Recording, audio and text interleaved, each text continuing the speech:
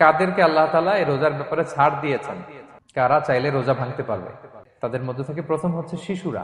Number 2, পাগলদের উপর রোজা ফরজ হয় না। 3 নাম্বার হচ্ছে আপনি যদি খুব অসুস্থ হন তাহলে আপনি রোজা ভাঙতে পারবেন। 4 নম্বরে হচ্ছে মুসাফির, ট্রাভেলার, যদি আপনি লম্বা সফর করেন আপনি রোজা ভাঙতে পারবেন। 5 নম্বরে যাদেরকে এক্সাম্পশন দেওয়া হয়েছে ওটা আমি আয়াতে বলেছি, আরবিতে তাদেরকে বলে আল হারাম, খুবই বয়োবৃদ্ধ, অতি বৃদ্ধ মানুষ।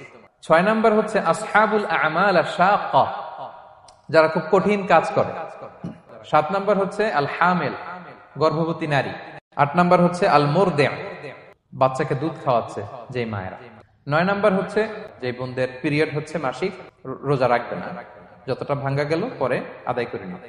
10 নম্বর হচ্ছে পোস্টপার্টাম পিরিয়ড, যেটা নিফাস বলে, আফটার বার্থ, এই বেবি ডেলিভারি। বেবি ডেলিভারির পরে আমাদের বোনদের যেই পিরিয়ডটা হয় সে সময় ওনারা রোজা রাখবেন। কয়টা ভাঙলো গুনে পরে কাজা করে ফেলবে।